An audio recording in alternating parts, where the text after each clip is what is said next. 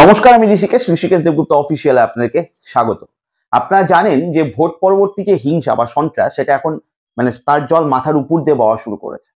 আর এখানে গিয়ে সমস্যাটা আরো দীর্ঘ থেকে দীর্ঘতর হচ্ছে এবং রাজ্যের যে মান সম্মান, রাজ্যের যে ভাবমূর্তি সেটা গোটা দেশের কাছে খারাপ হয়ে যাচ্ছে। তার কারণ আদালত থেকে শুরু করে প্রত্যেকটি সংবাদ মাধ্যমে নেতা থেকে মন্ত্রী, বিরোধী থেকে সরকার পক্ষ সবখানে একটা প্রশ্নই ঘুরঘুর করছে যে ভোট পরবর্তী যে সন্ত্রাস বা হিংসা সেটা এ রাজ্য বাদ দিয়ে আর কোথাও শোনা যাচ্ছে কিনা।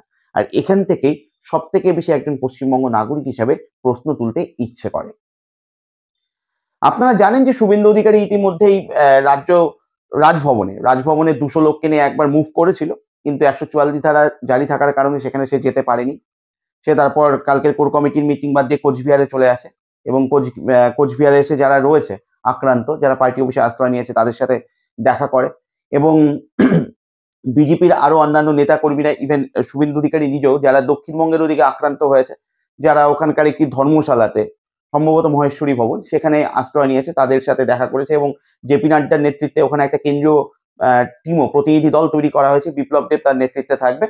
তারা আজকে এসে দেখা করবে হচ্ছে মহেশ্বরী ভবনে, আক্রান্তদের সাথে কথা বলবে এবং তারপরে সোমবার দিন অর্থাৎ আগামীকাল কোচবিহারে এসে ওখানকার আক্রান্ত যারা রয়েছে, যারা পার্টি অফিসে আশ্রয় নিয়েছে, তাদের সাথে দেখা করবে। এটা চলছে।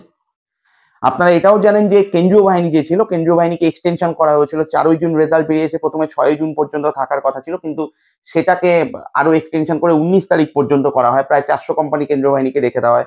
কুচবিহারে যেখানে হিংসা হচ্ছে ওখানে ১৩ কোম্পানি রয়েছে, ডায়মন্ড হারবারে সম্ভবত ১০ কোম্পানি রয়েছে, মেদিনীপুর দুখানে মিলে ১৫-২০, একখানে ১৫ একখানে ২০ কোম্পানি রয়েছে। তো এরকম করে সবখানেই রয়েছে। জলপাইগুড়িতে ৫ কোম্পানি রয়েছে। কিন্তু তাদের অ্যাক্টিভিটিস কতটুকু বা তারা কতটা বেশি কার্যকরী বা কতটুকু না। দেখুন, দিনের শেষে আদালত তো ভরসা রাখতে পারেনি সরকারের উপরে এবং পরিষ্কার বলেছে, ভয়ানক লজ্জার বিষয় এটা যখন আদালত বলে যে ভোট পরবর্তী সন্ত্রাস এটা পশ্চিমবঙ্গের ক্ষেত্রে অপরিচিত শব্দ নয় এবং রাজ্য সরকার যদি পশ্চিমবঙ্গের নাগরিকদের নিরাপত্তা দিতে ব্যর্থ হয় তাহলে আদালত তাদের সুনিশ্চিত করবে তাদের নিরাপত্তা। এটা একটা বড় ব্যাপার এবং পরবর্তীতে এটাও বলেছেন যে আদালত থেকে বলা হয়েছে যে দরকার হলে কেন্দ্রীয় বাহিনীকে ৫ বছর ধরে রেখে দেওয়া হবে। তারপরে তৃণমূলের থেকেও পাল্টা অভিযোগ করা হয়েছে, যা হয় অ্যাজ ইউজুয়াল, যে না আমরা এসব করিনি, এটা বিজেপির গোষ্ঠী কোন্দলের ব্যাপার, বিজেপির মধ্যে এটা হয়েছে। ইভেন মমতা ব্যানার্জিও আজকে একটি টিম সম্ভবত পূর্ব মেদিনীপুরে খেজুরিতে পাঠাতে চলেছে, ওখানেও নাকি তৃণমূলের কর্মীরা আক্রান্ত হয়েছে। তো এখন বিষয়টা যেটা, সেটা এখনো পর্যন্ত তাও ঠিকঠাক ছিল যে সরকার তাদের মতো করে কাজ করবে বা কোনো একটা অ্যাকশন নেবে। আমার সবথেকে বেশি আপত্তি হয়েছে বা আমার যেটা সবথেকে বেশি মনে হয়েছে যে এটা ঠিক হয়নি, সেটা ফিরহাদ হাকিমের মন্তব্যটা।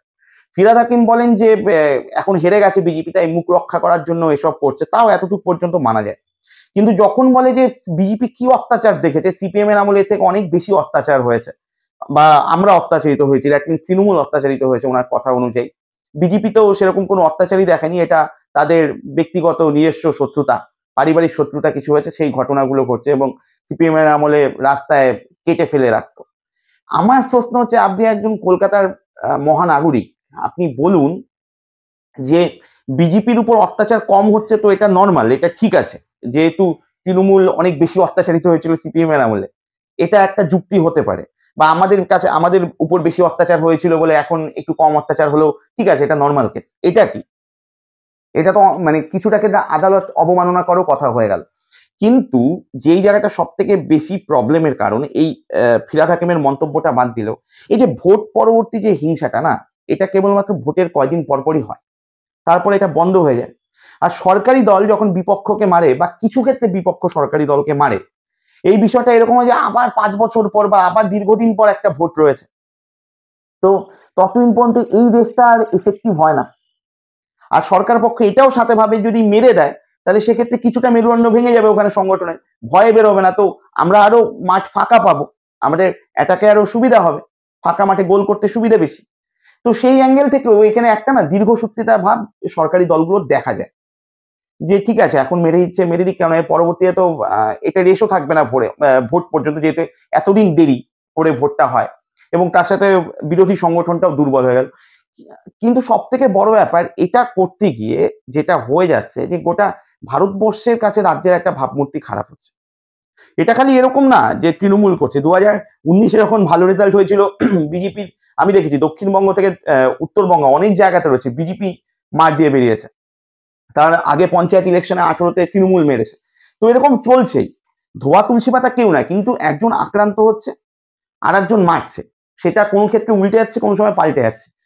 আমাদের প্রশ্ন যেটা সেটা হচ্ছে এই যে সাধারণ মানুষ যে অত্যাচারিত হচ্ছে, নিপীড়িত হচ্ছে, মানসিক এবং শারীরিকভাবে কষ্ট পাচ্ছে, এটা নিয়ে হচ্ছে প্রশ্ন। আমি এর আগে আমার একটা ভিডিওতে বলেছিলাম, পর্বতে আপনাদেরকে বলেছিলাম যে দেখুন ভোট হবে, ভোট হওয়ার পর নেতারা কিন্তু ঠান্ডা ঘরে থাকবে।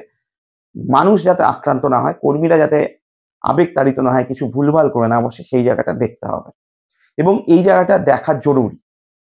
বিজেপির নেতারা 2019-এর থেকে একটা শিক্ষা নিয়েছে যে এবার মার খাওয়ার পর, বা 2021-এর থেকেও শিক্ষাটা নিয়েছে, এবার রাস্তায় আছে কিছুটা, কর্মীদের পাশে আছে। কিন্তু মমতা ব্যানার্জির এটা ইমিডিয়েট দেখা উচিত। তার কারণ ভোট পরবর্তী হিংসা এমনভাবে প্রেজেন্ট করা হচ্ছে যে কেবলমাত্র পশ্চিমবঙ্গেই হচ্ছে, আর কোথাও হচ্ছে না। তো এটা পশ্চিমবঙ্গবাসী হিসাবে অনেকের কাছে ইস্যু হয়ে যেতে পারে পরবর্তীতে।